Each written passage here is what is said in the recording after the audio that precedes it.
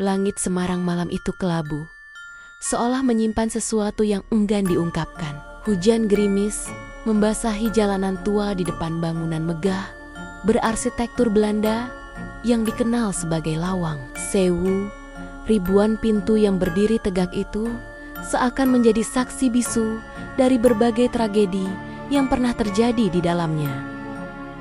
Ray, seorang mahasiswa jurusan sejarah dari Jakarta, datang ke Semarang bersama 3 temannya untuk menyusun tugas akhir mengenai peninggalan kolonial Belanda. Lawang Sewu menjadi destinasi utama mereka. Ia tertarik bukan hanya karena nilai sejarahnya, tetapi juga karena kisah mistis yang selama ini dibungkam oleh waktu. Katanya, kalau malam Jumat Kliwon sering terdengar suara rantai diseret dari lorong bawah tanah, ujar Putri sambil menggigil saat mereka melintasi halaman bangunan. Ray hanya tersenyum. Ia tak pernah benar-benar percaya pada cerita-cerita hantu. Tapi ada sesuatu dalam tatapan penjaga tua di pintu gerbang yang membuatnya sedikit goyah. Kalau kalian masuk lebih dari tengah malam, jangan menoleh saat dipanggil, kata penjaga itu dengan nada berat sebelum pergi. Tawa mereka menggema, menganggap ucapan itu sebagai candaan. Namun malam itu, ketika gerimis berubah menjadi kabut tebal, mereka tak tahu bahwa langkah mereka telah membangunkan sesuatu yang telah lama tertidur, sesuatu yang tak ingin diusik lagi. Pagi itu, sinar matahari menembus kaca patri Lawang Sewu, menciptakan siluet warna-warni di lantai usang. Ray dan ketiga temannya Putri, Aldi, dan Sarah berkumpul di tengah aula utama. Mereka membawa kamera, catatan, dan peta bangunan yang didapat dari arsip museum kota. Katanya, di bawah bangunan ini ada lorong bawah tanah yang dipakai Belanda untuk menyiksa tahanan, kata Sarah sambil menunjuk peta. Mereka pun mengikuti peta menuju ke salah satu pintu tua di sisi timur bangunan. Anehnya, saat dicoba, pintu itu terkunci rapat, tapi ketika Ray menyentuh gagangnya, pintu itu berderit terbuka sendiri pelan, seolah mengundang. Di baliknya terbentang lorong gelap yang menurun tajam, dindingnya lembab, dan bau logam menusuk hidung. Lampu senter mereka tampak redup di antara kabut tipis yang tak masuk akal di siang hari. Kenapa ada kabut? Gumam Aldi. Tak ada jawaban, hanya gemuruh pelan dari balik lorong yang membuat bulu kuduk meremang. Setiap langkah mereka bergema panjang, seperti tak berjalan sendiri. Ray menyorotkan senternya ke sebuah dinding berlumut dan melihat goresan-goresan aneh seperti cakar manusia. Di bawahnya ada tulisan samar dalam bahasa Belanda, Vergeet mich nicht. Jangan lupakan aku. Terjemah Ray perlahan. Mereka semua saling pandang. Di ujung lorong, terdengar suara rantai diseret perlahan. Kali ini, tidak ada yang berani menertawakan apapun. Lorong bawah tanah itu membawa mereka ke sebuah ruangan sempit dengan lenggit-lenggit rendah. Di tengah ruangan, ada sumur tua dengan bibir terbuat dari batu bata merah yang nyaris runtuh. Airnya hitam pekat, memantulkan cahaya senter dengan suram. Ini sumur tempat mereka membuang jasad tahanan dulu, bisik Putri, menelan ludah. Aldi memberanikan diri mengintip ke dalam. Kosong, tapi bau amisnya luar biasa. Ray mengangkat kamera dan mencoba mengambil gambar. Saat lampu kilat menyala, layar kamera memperlihatkan sesuatu yang tak kasat mata bayangan. Samar berbentuk wanita berdiri di samping sumur. Rambutnya menutupi wajah, mengenakan gaun lusuh. Namun saat mereka menoleh langsung, tak ada siapapun. Sarah mundur beberapa langkah. Tubuhnya gemetar. Tadi aku dengar suara. Ada yang memanggil dari dalam sumur. Suara perempuan. Ray mencoba merekam suara dengan ponselnya. Ia menunduk, menempelkan alat itu di bibir sumur. Diam, hening, hingga tiba-tiba, "Tolong," Jangan tinggalkan aku." Terdengar jelas dari rekaman. Mereka semua terdiam, wajah pucat pasi. Ray menekan tombol replay, tapi suara itu tidak ada dalam rekaman kedua. Hanya keheningan dan suara tetesan air. Lalu, angin dingin bertiup dari arah lorong, meski tak ada ventilasi. Senter Sarah berkedip lalu mati total. Dalam gelap, terdengar suara rantai lagi. Kali ini lebih dekat, lebih nyata, dan seseorang atau sesuatu sedang mendekat dari kegelapan. Mereka berlari menyusuri lorong gelap, hanya dibimbing oleh cahaya dari senter Ray yang tersisa. Nafas memburu, jantung berdebar. Lorong itu seolah tak berujung. Hingga akhirnya, mereka menemukan pintu besi tua yang sedikit terbuka. Mereka mendorongnya dan masuk ke sebuah ruangan pengap dengan bau menyengat logam berkarat. Ruang itu kosong kecuali sebuah meja kayu panjang, kursi usang, dan sebuah cermin besar di dinding. Cermin itu tampak tak sesuai dengan usia ruangan. Terlalu bersih, terlalu sempurna, tak ada debu, tak ada goresan, seolah baru dipasang. Aldi mendekat, kaca satu arah. Ruang interogasi.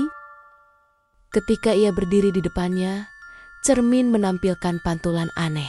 Wajahnya tampak lebih pucat, matanya kosong, dan di belakangnya bayangan seseorang berdiri.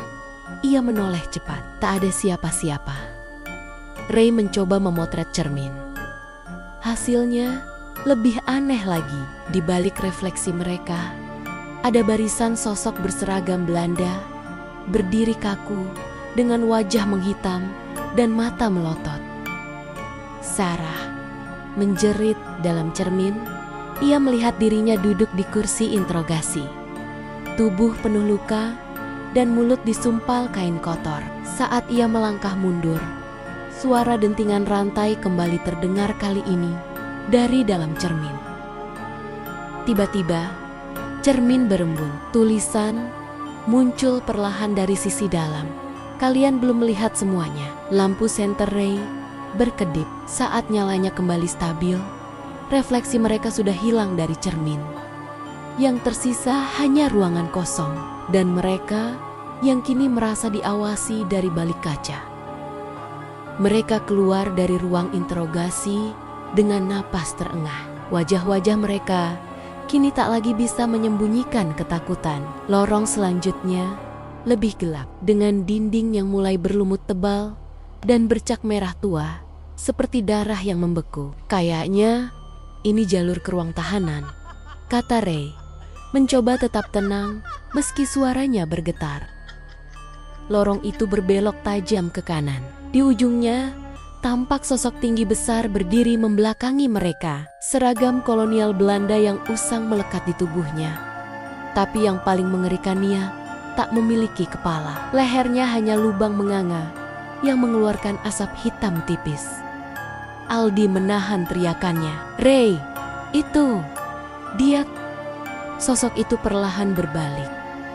Meski tanpa kepala, langkahnya berat menyeret sepatu bot tua yang menggema di lorong sempit. Tangannya menggenggam rantai karat panjang yang menjuntai ke lantai. Ray mundur selangkah, lalu tanpa sadar menjatuhkan peta. Penjaga tanpa kepala itu berhenti, seolah mendengar suara itu meski ia tak punya telinga. Tangannya terangkat perlahan, menunjuk ke arah mereka. Lalu, dari dinding sebelah kanan, terbuka celah sempit yang tak ada dalam peta. Angin dingin berhembus dari dalam. Tanpa berpikir panjang, mereka segera masuk ke celah itu dan menutupnya dari dalam.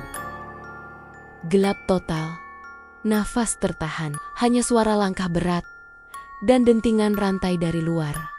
Lalu hening. Namun, tiba-tiba, dari balik celah, suara berat terdengar dekat sekali. Tidak ada yang bisa keluar tanpa izin. Celah sempit itu membawa mereka ke sebuah ruangan tersembunyi. Lebih tua dan jauh lebih lembab. Aroma tanah basah dan besi berkarat memenuhi udara. Di tengah ruangan, ada sebuah tangga spiral menurun terbuat dari besi tua yang sudah berkarat dan berderit saat diinjak. Turun ke bawah lagi, gumam Putri ketakutan. Kita udah di bawah tanah. Ini mau kemana lagi? Entah, tapi kita nggak bisa balik ke lorong tadi. Jawab Ray cepat. Penjaga itu masih di sana. Dengan langkah ragu, mereka menuruni tangga itu satu persatu. Setiap anak tangga yang diinjak menimbulkan bunyi nyaring, seolah memperingatkan sesuatu di bawah sana bahwa mereka sedang datang.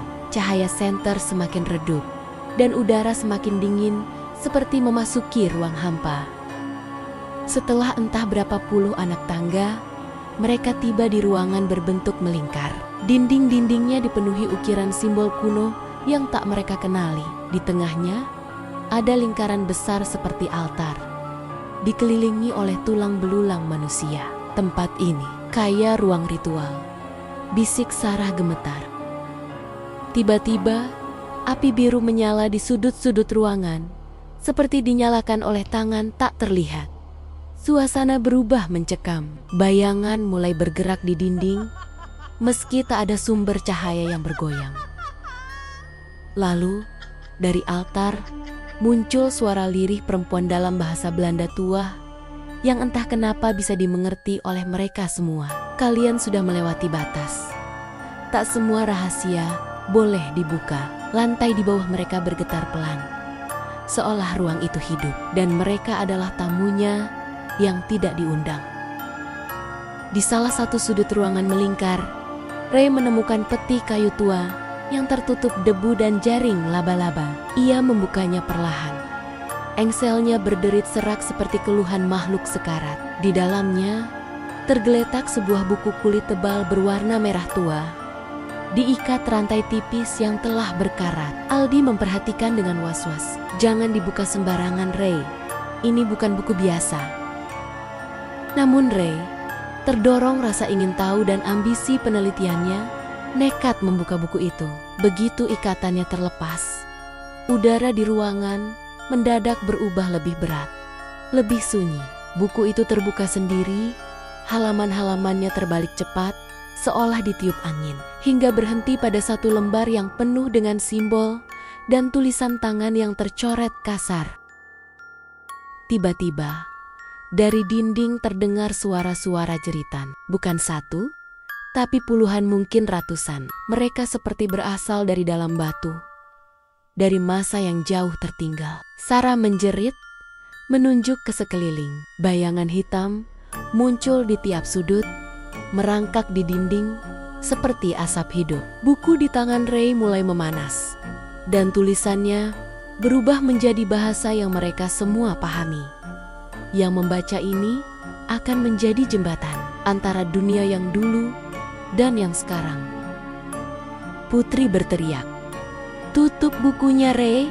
Sekarang!" Tapi buku itu menolak ditutup. Dari dalamnya keluar kabut hitam pekat yang langsung merambat ke tangan Ray, membungkus lengannya hingga ke pundak. Matanya membelalak bukan karena takut, tapi seolah melihat sesuatu dari masa lalu. Dan di dalam pikirannya, suara perempuan yang sama kembali berbisik, "Kau telah membangunkanku." Ray terdiam membeku, matanya kosong menatap ke depan, sementara kabut hitam dari buku terus melilit tubuhnya. Aldi mencoba menarik buku itu dari tangan Ray, tapi begitu menyentuhnya, ia terhempas ke dinding dengan kekuatan tak terlihat. Sementara itu, di belakang mereka, dinding altar terbuka perlahan, memperlihatkan lorong baru yang dipenuhi cahaya merah gelap seperti bara. Aroma besi terbakar langsung menusuk hidung, dan dari lorong itu terdengar jeritan panjang yang terdengar bukan dari satu orang, melainkan dari ratusan jiwa yang tak pernah tenang. Sarah menatap lorong itu dengan gemetar. Tempat ini seperti neraka. Tanpa sadar, Ray mulai berjalan ke arah lorong, seperti ditarik oleh sesuatu yang tidak terlihat. Matanya masih kosong, tapi bibirnya bergetar. menyebut nama-nama yang tidak dikenal dalam bahasa Belanda tua. Nama-nama itu bergema di lorong. Dan setiap kali disebut, dinding memancarkan bercak darah segar, seolah mengenali panggilan tersebut. Putri memegang tangan Ray, mencoba menghentikannya, namun kulitnya terasa dingin, seperti mayat. Saat ia menyentuh Ray, kilatan memori muncul dalam pikirannya. Ia melihat gambaran penyiksaan, pengkhianatan, dan eksekusi keji yang terjadi di ruang bawah tanah Lawang Sewu. Aku melihat semuanya. Mereka disiksa di sini. Bisiknya, menahan air mata. Langkah Ray berhenti, tepat di depan ukiran besar, di dinding lukisan seorang wanita dengan mata dicungkil. Mengenakan gaun Belanda kuno, bibir lukisan itu mulai bergerak, berbisik, "Kembalikan apa yang dirampas, atau kalian akan tinggal di sini selamanya." Ray jatuh berlutut di depan lukisan itu. Tubuhnya gemetar hebat. Dari matanya mengalir air mata hitam pekat. Putri memeluknya erat, tapi Ray seperti tak sadar akan dunia sekitar. Ia terus menggumam, Cornelia, maafkan aku." Sarah dan Aldi hanya bisa terpaku melihat lukisan itu berubah perlahan. Sosok wanita dalam lukisan bergerak keluar, mengelupas dari dinding seperti lapisan kulit. Gaun putihnya kompang camping, wajahnya cantik namun pucat pasi, dan mata kosong, hitam tanpa bola mata. Cornelia. Dia arwah noni Belanda yang dibunuh tentara Jepang saat pendudukan. Gumam Sarah, mengingat kisah urban legend yang pernah ia baca. Cornelia berdiri tegak di hadapan mereka. Rambut pirangnya terurai kusut, dan tangan kanannya menggenggam sisir perak berdarah.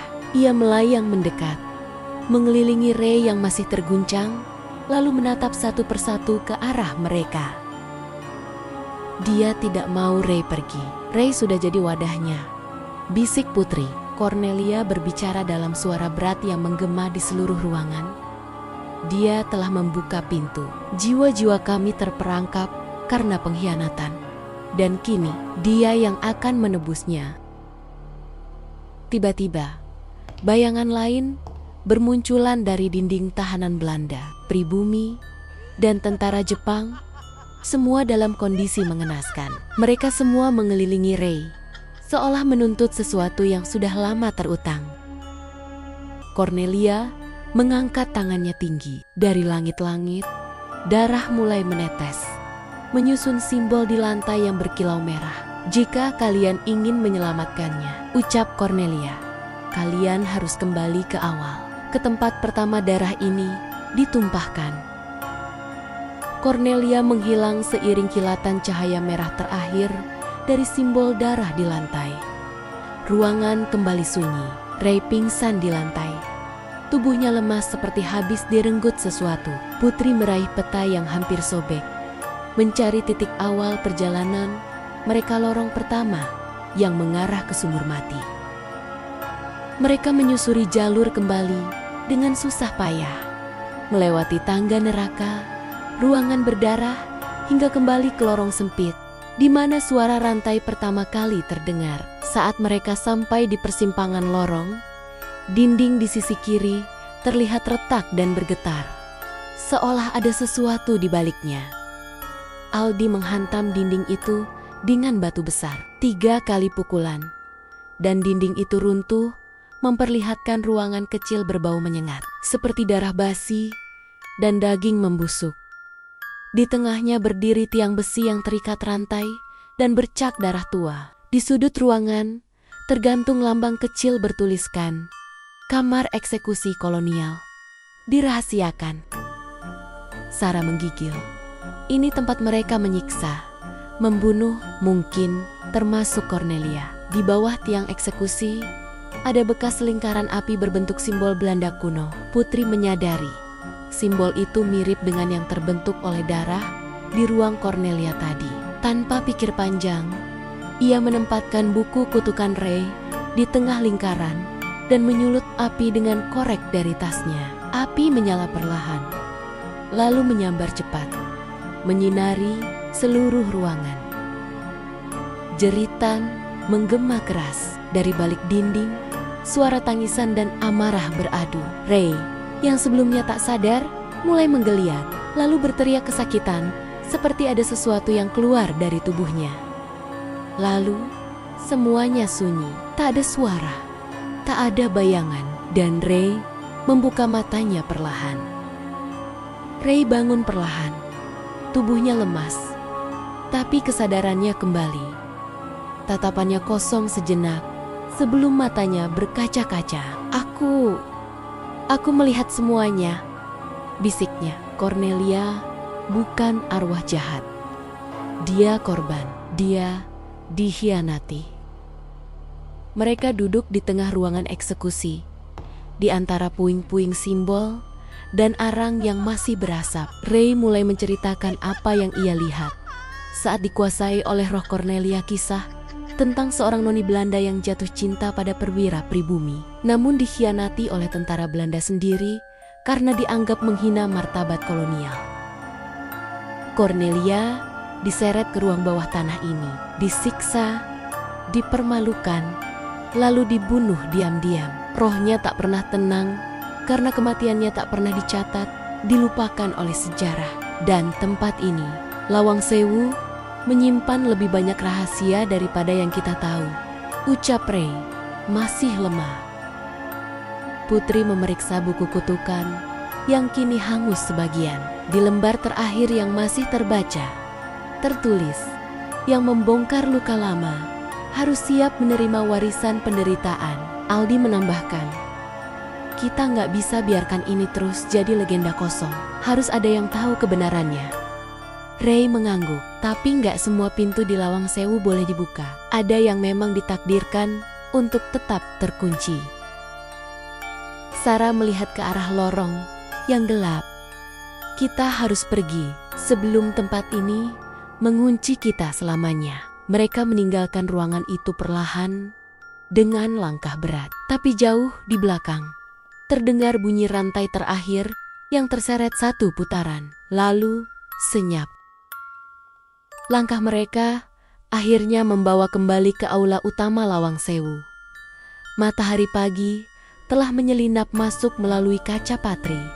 Tapi suasana di dalam tetap dingin. Meski telah keluar dari lorong-lorong mengerikan itu, perasaan tercekam belum juga hilang. Di tengah aula, mereka melihat satu pintu kayu tua yang sebelumnya tidak ada. Di atasnya, terukir tulisan Latin yang samar, Finis Veritatis, akhir dari kebenaran. Ray menatapnya dalam-dalam. Ini bukan bagian dari bangunan, seperti portal terakhir. Putri ragu, apa kita harus membukanya? Ray menghela napas. Kita tidak punya pilihan. Kalau ini adalah pintu terakhir, mungkin disitulah semua akan berakhir atau dimulai. Dengan tangan gemetar, Ray mendorong pintu itu perlahan. Di baliknya, terbentang ruang putih tanpa ujung. Di tengahnya, tampak Cornelia berdiri, wajahnya kini damai. Matanya tak lagi kosong, dan gaun kompang-kampingnya telah berubah menjadi putih bersih. Terima kasih, ucapnya lirih. Kalian telah membebaskan kami. Dari balik Cornelia, muncul bayanggen-bayanggen arwah lain tahanan. Tentara, hingga anak-anak kecil yang dulunya terjebak di antara dinding sejarah. Semua perlahan memudar menjadi cahaya, naik ke atas, menuju langit-langit ruang tanpa batas itu. Cornelia tersenyum terakhir kali, lalu berbalik dan berjalan menjauh hingga menghilang. Pintu di belakang mereka menutup sendiri. Ketika Ray menoleh, aula Lawang Sewu kembali seperti semula. Tak ada lorong terbuka, tak ada sumur, tak ada cermin, hanya bangunan tua dan sunyi. 2 minggu setelah kejadian di Lawang Sewu, Ray duduk sendirian di perpustakaan kampus. Di hadapannya, tumpukan buku sejarah dan catatan penelitian tersusun rapi. Tapi pandangannya kosong, Pikirannya masih tertinggal di lorong-lorong gelap dan jeritan arwah yang tak akan pernah ia lupakan. Ia telah menulis semuanya bukan sebagai laporan penelitian, melainkan sebagai jurnal pribadi. Sebab ia tahu tak semua orang siap menerima kebenaran yang tersembunyi di balik bangunan megah berarsitektur indah itu. Putri, Sarah, dan Aldi juga kembali ke kehidupan mereka masing-masing. Mereka berjanji untuk tidak membicarakan peristiwa itu kepada siapapun, kecuali dalam jurnal yang hanya akan dibaca bila sesuatu terjadi pada mereka. Namun suatu malam, Ray menerima paket tanpa nama pengirim. Di dalamnya hanya ada satu benda, sisir perak berdarah yang dulunya digenggam Cornelia. Jantung Ray berdegup kencang. Di balik sisir itu, tertempel secari kertas selusuh bertuliskan tangan halus. Tak semua pintu telah ditutup. Ray menatap sekeliling kamarnya.